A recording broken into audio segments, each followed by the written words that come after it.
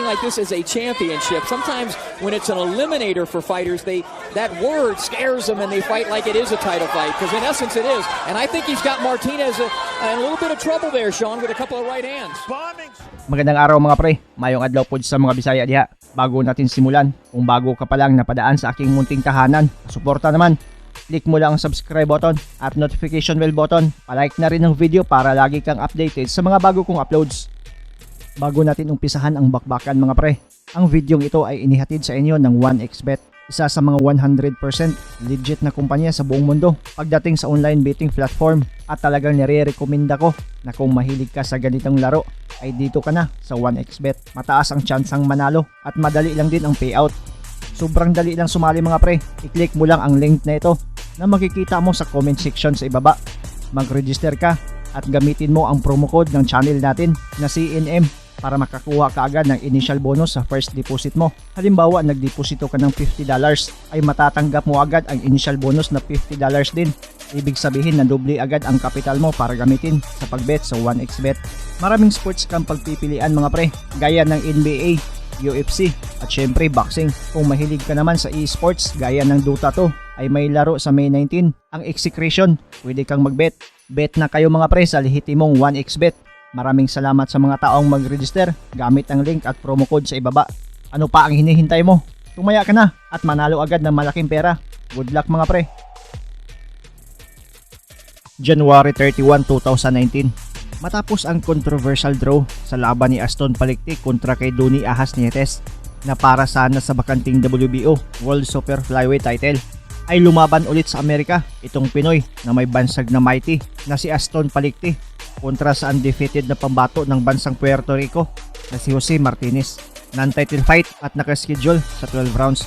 Bit-bit ni Paliktik ang record na 24 wins, 2 losses, 1 draw, 20 dito via knockout.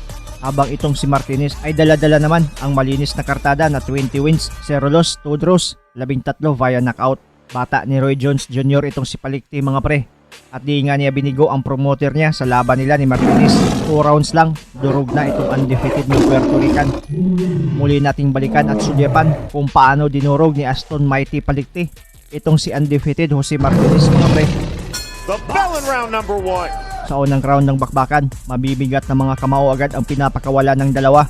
Pero mas nagbabato ng mga kombinasyon si Paliktik dito. The guy's obviously a little taller and has more reach, but I get the feeling he is more efficient and proficient at rehydration. He just looks like he probably puts on a lot of weight overnight in a smart way, and he's the bigger, stronger guy.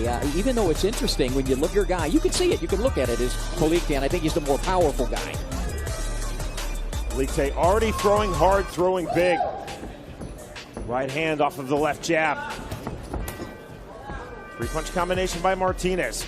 If Martinez is going to have some effect tonight, positive effect and success, it's going to be with that left hook, and he likes to do it a la Mickey Ward. He touches it to the head to bring the arms up, and then he'll tap up and then go down.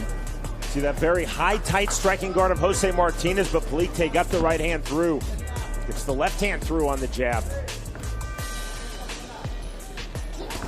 Paliktik so calm, so quietly confident entering this fight, bearing that left hand to the body of...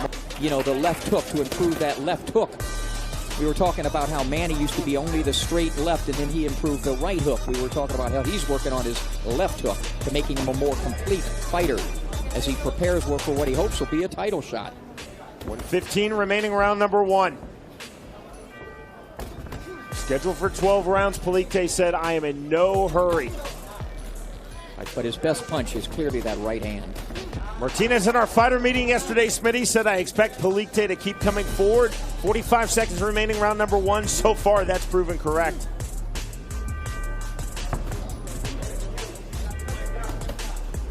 And again, Martinez been inactive since March, where Paliktik had that little bit of a chess match here, as I would expect. Good body shot. There was a good left hook to the body by Paliktik. Then the right hand from Paliktik turned it over. Martinez walking through it.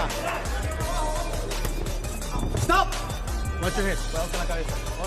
Round number 2. Slight delay from Raul Caiz Jr. Second round, tuloy ang mas uminit pang laban. Nagsimula ng durugin ni Paliktik ang Puerto Rican. Ilang beses naalog sa malamaso na kamao ng ating pambato. At matapos ang 1 minuto lang, di na kinaya ng kalaban at bagsak siya sa bakbakan. We're here in his stunning casino resort in Alpine, California. John, you're not only the chairman, you not only run this place, I know you're a massive boxing fan. Love boxing. I've been a fan for years. Day and Martinez. A little early in the fight, but looks both very skilled fighters, I can see. You know what I love about this, John, is this fight is an eliminator, and I spoke to both of these guys yesterday, but they're not going to fight like it's they're fighting like this is a championship. Sometimes when it's an eliminator for fighters, that word scares them and they fight like it is a title fight, because in essence it is. And I think he's got Martinez in a little bit of trouble there, Sean, with a couple of right hands. Bombing shots. You saw Martinez as he fires back with the right hand. Complaining Raul Caiz Jr. is punched in the back of the head. Caiz said, no way, keep fighting, and we do. Oh, he's hurt. And down goes Jose Martinez here in round 2. Tumayo pa pero matapos bilangan ay patuloy na dinurog ng ating kababayan at bagsak na naman. All right, John, what does he need to do to survive, Martinez? Well, I think he needs to move. I think he needs to box a little bit for a round, at least part of the rest of this round. He's complaining about something there. And down goes Martinez again, saying he was punched in the back of the head. But Raul Caiz Jr. is counting.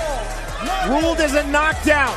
Pero talagang matapang, tumayo ulit pero wala na. Nilamo na ng buhay ni Palikti, ang undefeated na Puerto Rican. 50 seconds remaining round 2. Bombing shots now. He's got to get off of those ropes or the ref's going to stop it. One-way traffic, and that is it. Game, set, match. Aston Polite. Next stop, a shot at the world title.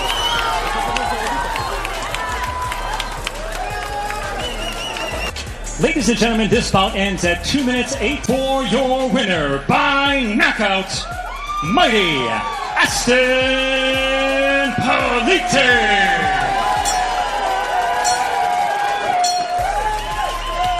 Two knockdowns, and then Martinez with his back against the ropes just could not withstand the onslaught of punches by Aston Polite. Talk to the out. Sa sobrang bilib at tuwa, napasmile na lang si Roy Jones Jr. sa kanyang alaga. Sa interview ay sobrang napahanga si Roy Jones Jr. Sabi pa niya, the best daw talaga ang ipinakita ni Palikti. Pero gusto pa nilang labanan ang mga the best of the best. I thought he looked very good tonight. I'm looking forward to seeing bigger and better things for him. It was a great night, great first night for us. Great night of fights. Look forward to seeing it. And one thing we're going to do, if you want to fight, you know where we at. We want to see the best fight the best. Pangalawa sa trainer ko, head coach, Coach Rodel, sa team ko, lahat, thank you so much. Pangalawa, Roy Jones Promotion, lahat ng buo ng Roy Jones Promotion, thank you so much. At may idol, siyempre, nanonood yung idol ko, Roy Jones. Isa sa nagugutan ko ng lakas. Kumbaga, ito yung pinaka-importanting laban din sa akin. Kasi parang World Championship na din. Pangarap ko, sobrang maliit pa ako. Ngayon lumaki na ako. It's his biggest fight. It's his dream ever since to fight for a world title. So that's our next step right now. Okay ka ba sa improve mo this training camp as you go for the next fight? Sa training namin ngayon, yun lumabas, yun yung kulang ko. Pero pag next fight, dadagdagan ko pa. So, Nietes, will it be Nietes next? Si Nietes ba sunod? Nietes ba sunod? JTX, see you. Next fight. Yes, that's a yes. Ano ang masasabi ninyo sa video ito? Ang inyong komento, suggestion at reaction ay welcome na welcome sa baba. Next stop, a shot at the world. Maraming salamat sa panonood at suporta mga pre. As always, amping permi.